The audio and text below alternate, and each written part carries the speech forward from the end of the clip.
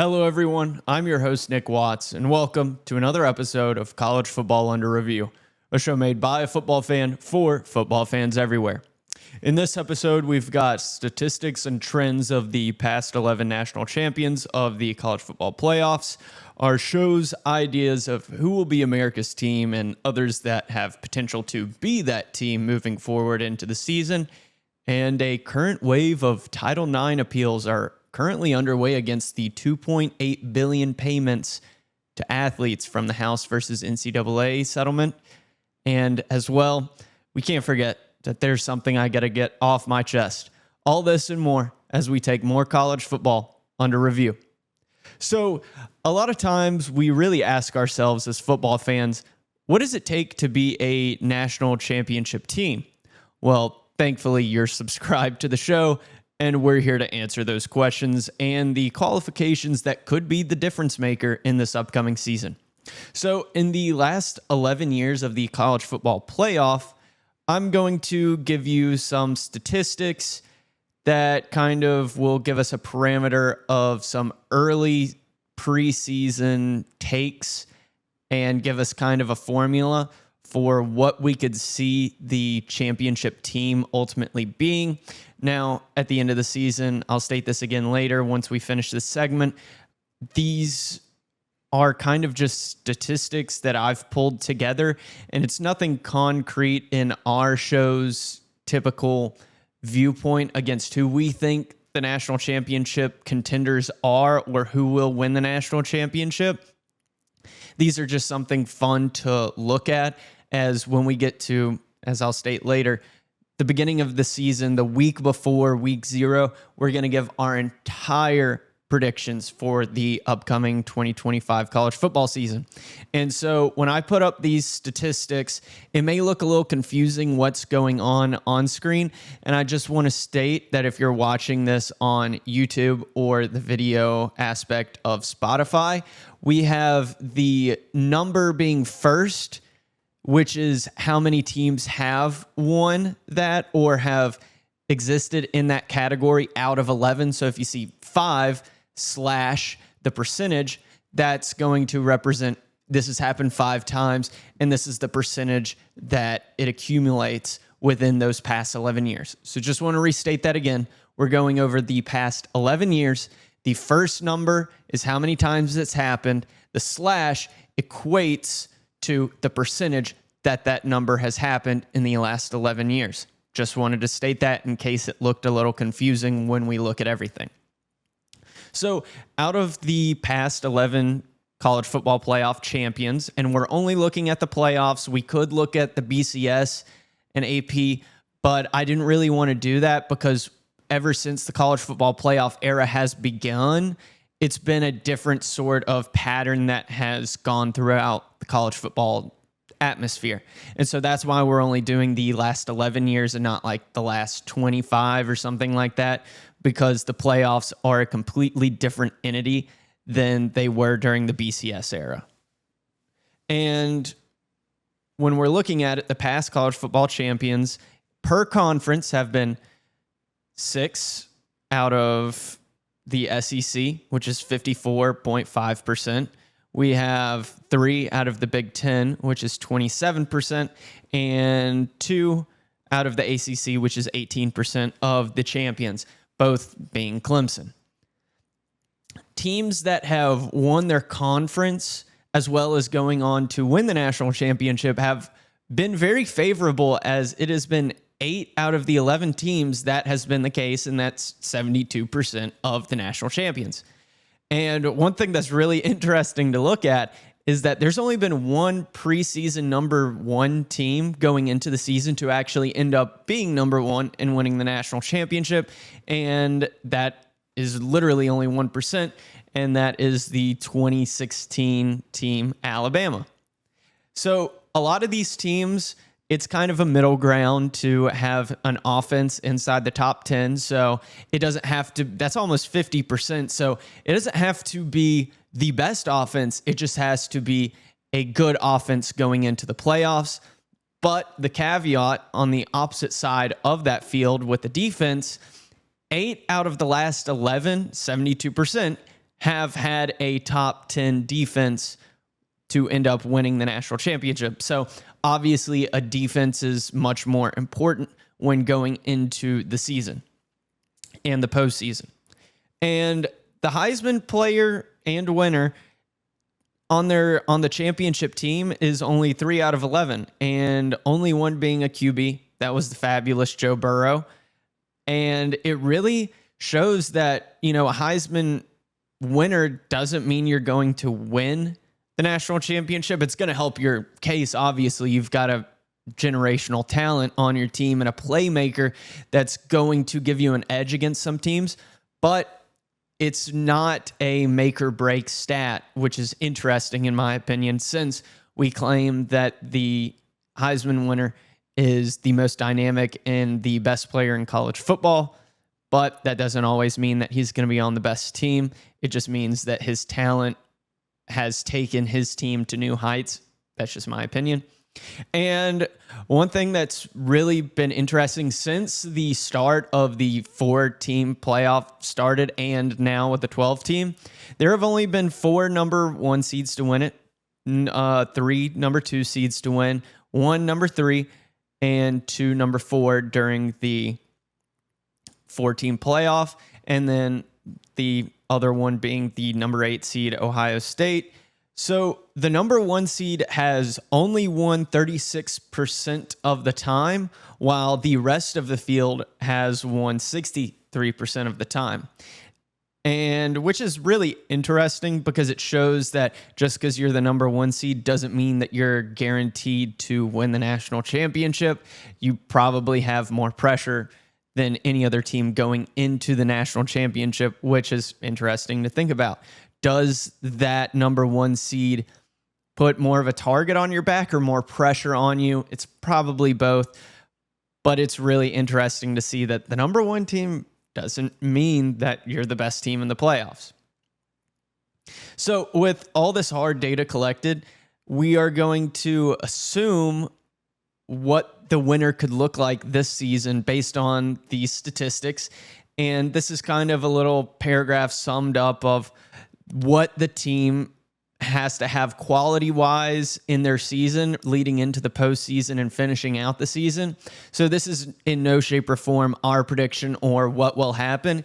It's just compiling all these statistics and what statistically a national championship team would look like this upcoming season.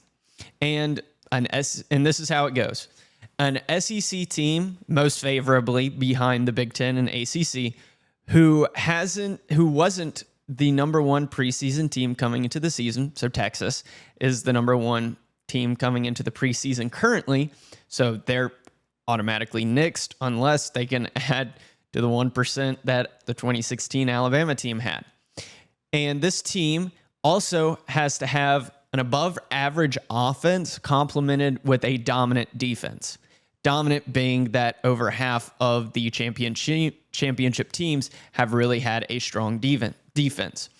And at the end of the regular season conference championship, that would be a big defining factor of your potential playoff success if you can win your conference championship and it shows that you are ready to take that next step towards the national championship game.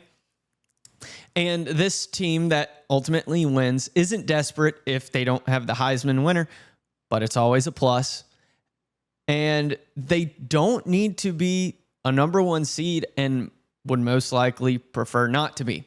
And you could be hearing that whole paragraph of thoughts and say, okay, well, what does this mean? So I'm going to give you about 3 teams in the Big Ten, ACC, and SEC that could potentially win. So some of these teams that can fit this criteria in the SEC include Georgia, Alabama, and LSU. Obviously, Texas isn't in it because statistically, they're the number 1 team going into the preseason, so they are not going to win the national championship based on this sole criteria. I just want to state that again. This is just going off the statistics that we listed earlier.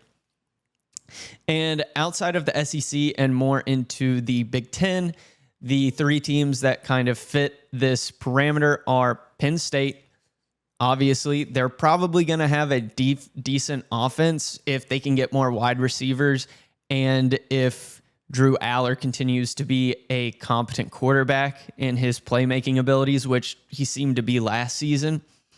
And next would be Oregon, but I am going to put this little caveat on it, and it's that no team in the American West side geographically has won since USC did back-to-back with Matt Leinart and Reggie Bush. And third in the Big Ten would be Ohio State, the team that won it last season. Julian Sayin, he's a good quarterback. We're going to see if he can fill those shoes of just every Ohio State quarterback that has been of recent. They have all been great. And we're going to see if their defense can hold up compared to last season, because last season they had one of the best with some of the best players and starters returning to try and get that national championship title. Now, I will circle back to the top 3 SEC teams and say, Georgia, I really didn't feel like going too deep into these just because Georgia, it's Kirby Smart leading the team. You know his defense is going to be well. You know that offense is always going to be decent, especially with Gunnar Stockton. Alabama, they've got some good defensive players returning, but they don't have the better defense as they usually did with Nick Saban. But I think this offense is really going to come into stride with Kalen DeBoer's style and offensive scheme, especially Ryan Grubb returning to the Kalen DeBoer coaching tree. And LSU, just because Brian Kelly has been in a lot of these tough situations when it comes to taking his team to the national championship, and LSU will have I think, above average offense, but their defense is still very questionable. And within the ACC, we can see Clemson, who is returning Cade Klubnik, and Dabo Swinney, again, one of these great generational coaches, the only ACC coach to win the national championship against Nick Saban. Going to say that again. Everyone says that Nick Saban is the best coach in the history of college football. So you have to give credit that Dabo Swinney has the ability to win against the toughest competition ever seen in the national championship landscape. Number 2 would be Georgia Tech. This is obviously because their defense is really well. I think Haynes King, if he plays his cards right, and they win the majority of their games, he could be, in the contention for the Heisman, though he would really just have to do amazing things passing, because we all know that his running game is there, and their offense doesn't score so much, and that kind of puts them outside of the top 10 for offense at the end of the year. But their game management is so well, it provides them an avenue that few teams have nowadays, as they kind of still run that smash mouth football. And you may say, what is smash mouth football? It's another term, 3 yards and a cloud of dust. They're going to make teams work to stop them. And if they get that 3rd and 1, they are going to get it no matter what. And then the third team out of the ACC is Louisville. That's only because Louisville is a contender. They are going to really need to show that they have a consistent team after last season. They made the ACC championship game 2 seasons ago. I just don't think there's any other ACC team that could come into contention. And you're going to say, well, what about Miami? I'm just going to say it again. Mario Crystal dropped the ball. I just don't have much faith in him and Carson Beck. And as I state every time on the show, I really do hope people prove me wrong. I'm not here to predict college football. I'm here to have fun and talk about it and discuss what I think, as college football is a lot of my world, and I love to discuss it. I would love people to prove me wrong and tell me that, hey, no, Miami does have a chance, but let's be honest, they're not going to win a national championship. That's especially this year. Carson Beck has too many issues on and off the field. Now, again, these are obviously with the predictions that they win their conference championship. And even though Texas is the favorite this season. They are currently the preseason number 1, which obviously has only won it once. So outside of the statistics, I'll just give some of our show's top 5 contenders for the national championship. Even though this is really early, I'm just going to say 1, Texas. Yes, I know I've been saying that Texas hasn't been in the qualifications in this segment, but again, that's because they were the preseason number 1, and that was just going off of these hard statistics that we gave you. Clemson is obviously another contender. Alabama, Penn State, and Oregon. Although I think Oregon could be a little stretch, I still think that if they're one of the lower seeds and they get their offense humming at the end of the season, then they could upset a few people and maybe get a favorable playoff, map to and road to the championship game, kind of like how Penn State had. But overall, with the new landscape of college football, this season feels like there aren't as many outliers that could end up coming out of nowhere to shake up the playoff race. But Indiana did it last year. Arizona State did it. It just feels like this season is shaping up to be a clear-cut finalist race between a select few. But everything could change if a new contender emerges, and that's the beauty of this sport. And I welcome the idea that we want to see new top contenders and see this parity that everyone wants. At the end of the day, I want to say again, I don't attempt to predict. I attempt to be entertaining and provide thought-provoking questions and thoughts that we can all discuss together.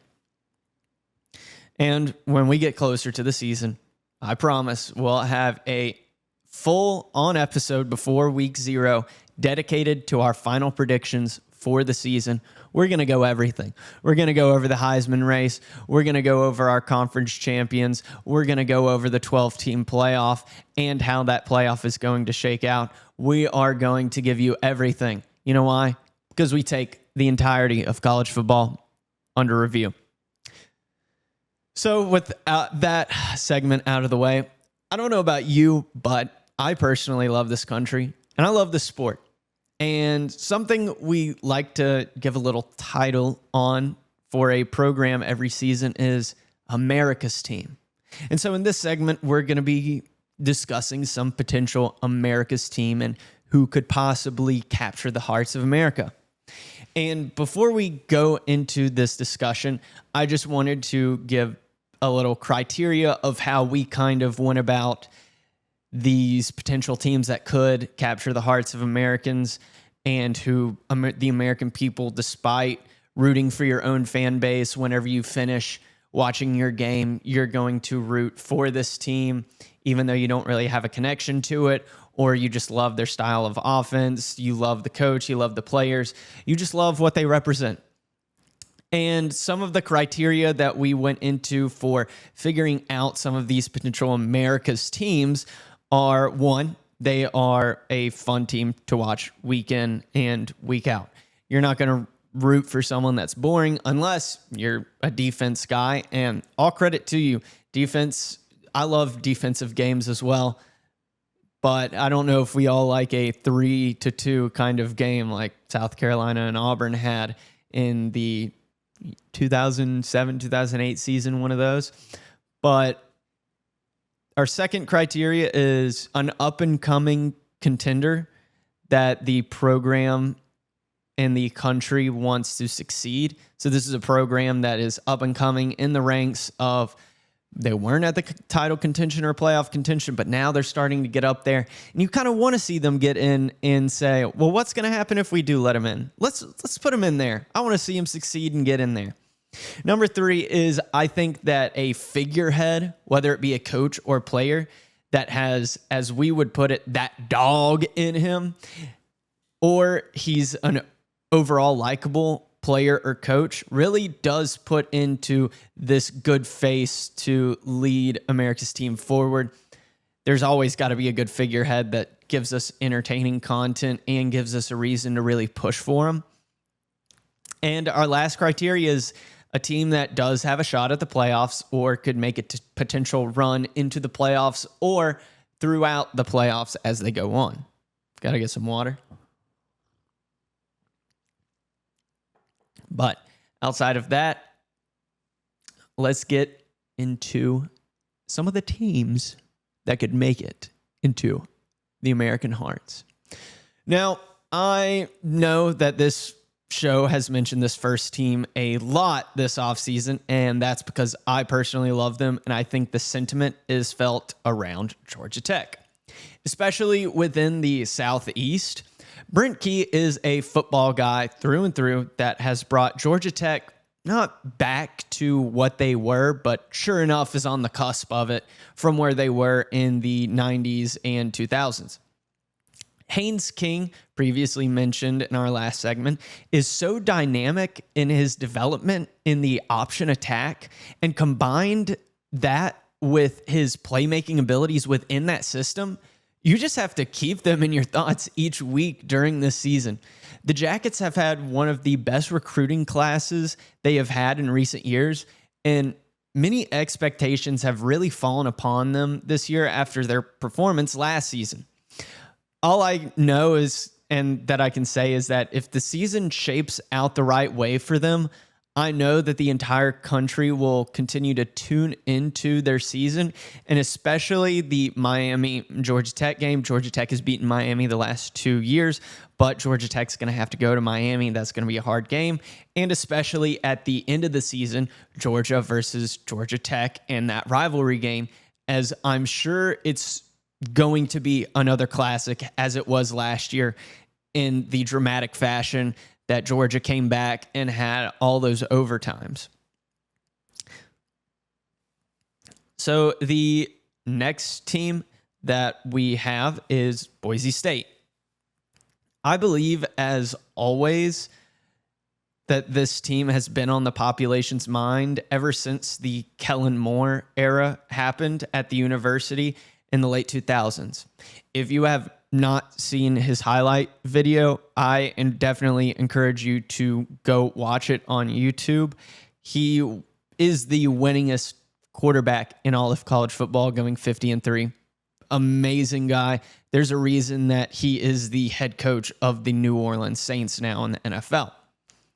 And this Boise State team and their momentum was apparent again this last season when Ashton Jeanty, the Heisman runner-up, and head coach Spencer Danielson pulled off a playoff berth and brought the Broncos back into contention within the championship stratosphere. It will sure be interesting to see how the offense can adapt and overcome the obstacle of losing the first rounder, Ashton Jeanty, to the Raiders, as he was a crucial part and one of the biggest playmakers in last season of college football as a whole. So this is the time that their quarterback, who has been able to take a back seat in the pressure last season and expectations that everyone had, and it's really put him now in the forefront for this upcoming season to perform and show the nation that Boise State will continue to be the apex group of 5 programs as they move to the Pac-12 in 2026. And if they can continue this momentum, there's no reason that they shouldn't be the kings of the Pac-12 come the 2026 season and keeping their recruiting ranks up. The next team is Florida. And Florida has been on the back burner of success within the SEC ever since the Tebow and Meyer duo left the conference. And the struggle has definitely been seen in most recent years. I know that they had made the SEC championship a couple of years ago, but other than that, where have they really been? Although their departure from glory within the sport is felt, you really can't help but think that they are on the rise. DJ Lagway may have been the sole reason for Billy Napier's return this season in Gainesville, as he awakened an explosive offense the second half of the 24 season and ruined Ole Miss's playoffs hopes. As we get closer to the 2025 season, their schedule will continue to be a gauntlet of some of the SEC's best programs and will surely be a testament and interesting nonetheless to see how DJ Lagway has evolved from the previous season and thrust into the leadership role, as well as if the Florida faithful and their unrelenting hopes and return to glory are answered with Billy Napier. It's truly interesting. I don't think Billy Napier is the most likable coach, but I think DJ Lagway, being such a dynamic and young player, can really be that figurehead that leads them forward, and Billy Napier can kind of put a lot of the success on the team and give a we mentality, not I'm thankful to still be here. It should be we are thankful that we are here to compete year in and year out, because it has been such a long awaited time for Florida to be in the tier 1 of these SEC teams. Next up is the Oregon Ducks. Seemingly have found their coach in Dan Lanning, one of the younger ones that have entered the sport, and that's a trend that we're starting to see everywhere around the nation. But the real question is can Dan Lanning find another playoff berth and possibly actually win a game in this season's playoffs? It really stinks that he got hit with a buzzsaw in Ohio State, and they really just decimated them, even though that first Ohio State-Oregon game in the 2024 regular season was one of the most fun games to watch. But outside of that, it's a great question on a lot of people's minds if he can win a game in the playoffs and make it again, as he coached and has produced some high-powered offenses of recent with Bo Nix, who was unable to defeat Washington, and Michael Penix. But transfer QB Dante Moore takes the helm of the offense after Dylan Gabriel's departure, as he will have still pretty good wide receivers to accompany him on the Ducks' quest for another Big Ten Conference championship, as well as playoff contention. Now, as though the ceiling doesn't seem as high for the program as it really is, the heights it wants to achieve are still daunting for any college football team coming into this season. And that is really felt around a lot of these teams that we are talking about with America's teams. But that's because they have the chance to do something great, and that's why America may be rooting for these teams. So our next team is Colorado. Now, it's no shock that Deion Sanders has continued to keep up his nickname Prime Time, as he has kept Colorado football in the thoughts of the media and football fans alike. I can't argue. Every week I watch college football, I'm curious to watch Colorado and see what they're doing. And he does such a good job of putting them out there in the media, and that's probably one of the factors to his recent recruiting success. And outside of that, this is the first season he won't have his Heisman winner and generational talent, Travis Hunter, and his two sons within the program. With that being stated, there is a QB battle with two of his top players battling for the starting spot, being transfer Cadian Salter and high school recruit Julian Lewis. The season is sure to be one of intrigue with these two competing for the starting spot. But one of the bigger questions for the Buffaloes is how their defense will really adapt to the new personnel groupings that must contend against some of the high-powered Big 12 offenses who will be dangerous every week. The Big 12 is a crapshoot week in and week out of who will win and who will lose. But at the end of the day, everyone is sure to be interested in how Deion's team will continue to evolve and hopefully continue winning down the line, as I think he is doing something positive for the sport and those student athletes that are within his program. And South Carolina last season is our next team. South Carolina last season was nothing short of intense smash mouth football, with Shane Beamer finally making his stance as a formidable force within the SEC. Nothing backs up the potential threat his program faces to its SEC foes, with Lenore Sellers being their field general every Saturday this 2025 season. Now, the biggest fix they really must deal with is his turnover percentage, as well as the defense regrouping with a new cast of characters within the linebacker core. Although they missed the playoffs last postseason, that hasn't slowed down their progress to achieve that coveted playoff spot in this new era of modern college football. And the fixation on South Carolina this season is if Shane Beamer can continue his momentum and pick up crucial wins against this hard SEC schedule and the opponents that they face, and if they can finally make the playoffs. At the end of the day and season, though, Dabo Swinney and his unrelinquished quest for success could either stifle or sequester the Gamecocks in or out of these 2025 playoffs and potentially their first playoff berth ever in the program. And speaking of Clemson, they come into our discussion as the last team to possibly capture the hearts of our nation's passionate college football fans. So just want to say real quick, all of these teams before are potentials, and we have one more team that I think already is America's team coming into this season. So going back to Clemson, a once hated and spiteful point of view of this two-time national championship program, in my opinion, has dwindled over time along with their diminishing dominance. Dabo's unrelinquishing disdain for the evolution of the transfer portal framed him as an outdated coach, honestly, who once evolved the offensive scheme within the sport that took down the Tide's staggering defense led by Nick Saban. Since those 8 years removed from the recent Tiger National Championship, have fans outside of the Clemson faithful started to pray for the success of Dabo Swinney again? I believe that's a staggering yes, as he's one of the few coaches to be faithful within his program and their potential for greatness. You can't argue that he has continued to remain loyal to the program that gave him his head coaching start and continues to shape a lot of these young players with a high retention rate within the transfer portal, which seems to be rare in coaches nowadays.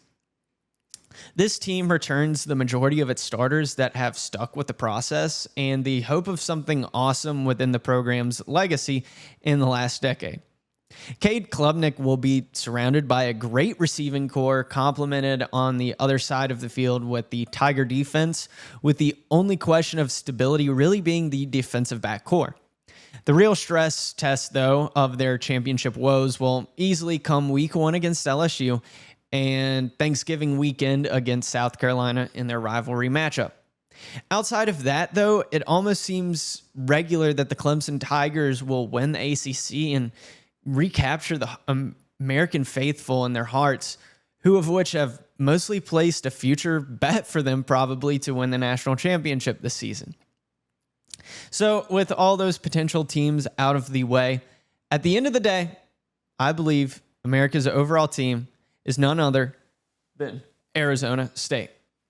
So Sam Leavitt commands his team again this season after winning the Big 12 Offensive Freshman of the Year, winning the conference title, and almost upsetting Texas in the college football playoff in an overtime game. Now, although Cam Skattebo has moved on to the NFL and was drafted by the Giants, the team boasted one of the fewest turnover margins that really smells of a fundamentally sound offensive attack to take on the nation's best in the Big 12. This is by far one of the hottest teams coming into this 2025 season and overshadowed Indiana's success last season. Now, you can't argue as well that Kenny Dillingham, being one of the youngest head coaches in the sport, gives us all the energy and fight that we want to see. And he tries to prove that Arizona State has all the right stuff to be an emerging powerhouse within the new era of Big 12 football. Because we all know that the women at Arizona State have already gotten all of the men's hearts in America. And outside of that, I really do believe Arizona State is one of the most fun and intriguing teams to watch this season. And they will be a team I personally will put on the calendar week in and week out and make sure that I at least catch some of their games if it doesn't conflict with the Crimson Tide schedule. But outside of that, the teams I've mentioned, we will never know when a team grips the American heart until they emerge to take on greatness during the season. but I believe that those are the biggest contenders for America's team. Now, we have to get into something a little bit more serious and something that's not shocking to me.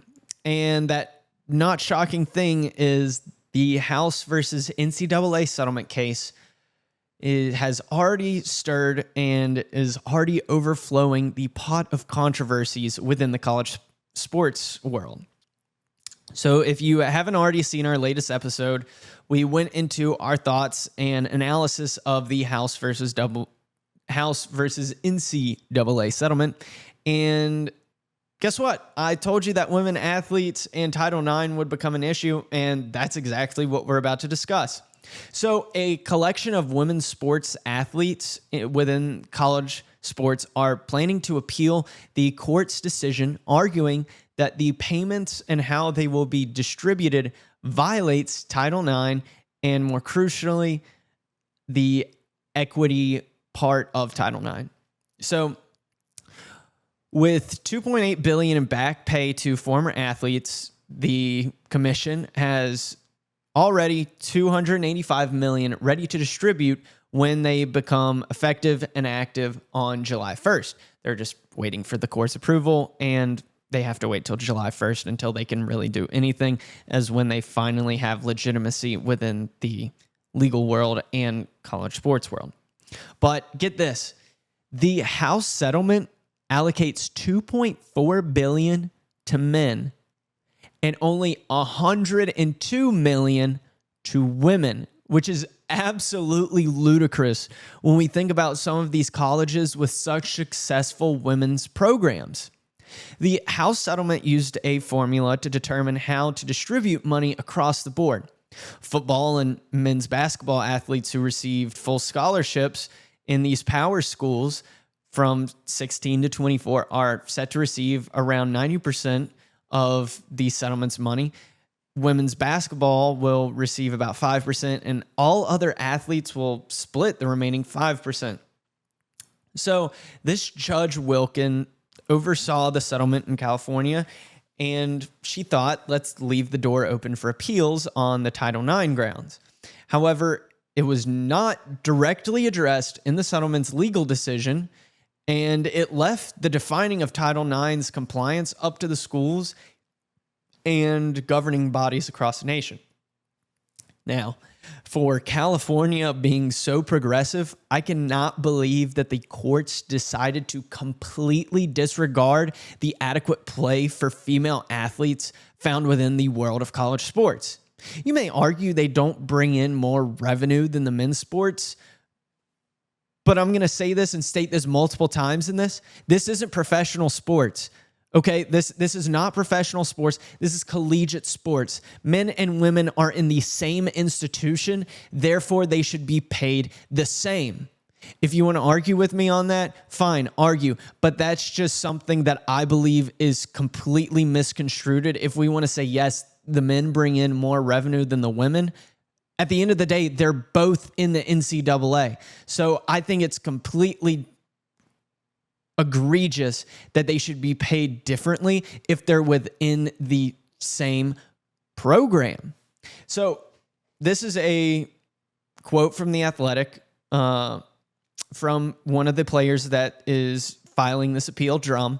And she said, I think for so long, female athletes have just been okay with getting whatever scraps are left and are told just to be thankful that they're even competing and not aspire for more. So she's one of 8 female athletes filing for an appeal on the settlement case, and this quote was from The Athletic. I'm going to say this again. College sports aren't professional. So I believe in this case, the women found within college sports should be paid the same based upon Title IX and the protection it should provide for female sports.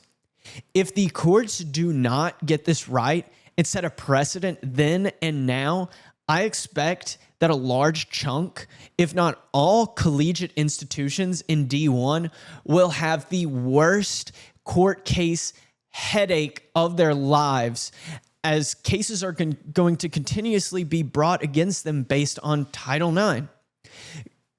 Revenue sharing has just become this idea within college football sports, and we can't go back and say, oh, well, it's going to count for these years. No, it shouldn't count for those years. This is completely disregarding the fairness that college sports brings us. Title IX was put out here to protect women's sports, and the fact that Title IX was completely disregarded in this settlement case is absolutely pathetic and a disregard for the legal precedent that Title IX gives the nation and its female athletes around the country. It's completely just disrespecting what female athletes do day in and day out. Because I'm going to say it again. These athletes, men and women, are not making money for what they can do. They are making money because of what it's going to eventually do to their body. Some of these players are probably going to get an injury, and they are going to have to deal with that the rest of their lives. And they should be paid for their body being used to make revenue for these institutions. Okay, female athletes are going to still generate revenue for the school and ticket sales the same as men's athletics are. Yes, the men's athletics may produce more, but guess what? That's because they have bigger stadiums. If you have men's college football that has a stadium of over $100,000, that's going to bring a lot more revenue than women's basketball, who only has a stadium of $20,000. It's completely just disgusting that there was no thought or repercussions even debated about this Title IX coming to bite everyone in the back. And it's something that the NCAA and the courts need to figure out. It honestly could have been for off my chest. It is such a... It really could have been on off my chest, but it is too much of a issue that it can't just be off my chest, because it's not a rant that I want to have made. It is a discussion that needs to be made. All right. So to close out this discussion by saying that this is only the beginning of legal discourse within the settlement, it has already turned ugly and will continue to turn ugly if this isn't figured out. Whew. So I'm already ready for off my chest. I mean, I'm already in a fiery mood right now. And it's this off my chest segment is about someone that really, really bugs me. And I live in the South. I live in Florida. And recently I was about to do off my chest and say mosquitoes. But this really bugs me more than these pesky mosquitoes. And it's Ryan Day. This beard dye using little whiny baby commented on the Big Ten and why they should have 4 automatic qualifiers for the playoff due to their 9-conference schedule, and how it makes it unfair compared to the SEC and other conferences. And one of his quotes went like this: "We're in the Big Ten and we have 18 teams and some of the best programs in the country. I feel like we deserve at least 4 automatic qualifiers." Well, Ryan Day, I'm sorry that the SEC isn't in your conference. I'm sorry that your conference has a 9-conference schedule, and that your conference allowed in more teams, and that your conference has made it harder for you to get to the national championship. You won it last year. Take your P's and Q's and be lucky that Ohio State fans don't have your head on a pike, because if you didn't win that national championship game and you lost to Michigan again this year, buddy, your days at Ohio State would be over. How about that, Ryan Day? I think it's so sad that he's complaining about this. He has one of the best programs prestigiously and historically wise to help him recruit, and he should have no reason not making the national playoffs every year, because if it's not, it's his own fault. I'm sorry that your conference and your team is found within that conference. You just need to suck it up, win your games, and not worry about outside conflicts. Because at the end of the day, you're the only person that can control your emotions, and maybe you should control them a little bit better and start worrying about your conference and not what other people are doing. because at the end of the day, the Ohio State University should be making the playoffs in this new NIL deal. So I think it's completely ludicrous that you're even making this argument. So that's something I had to get off my chest. Jeez. Okay, so back to reality. Whoa, there goes gravity. So next show, we will go over any relevant news that happens in the next week, as always within college football. We are going to discuss and argue maybe what era of college football has been the most interesting or entertaining throughout our lives. And lastly, I possibly might give some ways to help you get ready for the college football season at hand and some ways to stave off that hunger as we get closer to the season. And with all that out of the way, I'm Nick Watts. Thank all of you for tuning in to another great episode, and we will see you next time when we take more college football under review.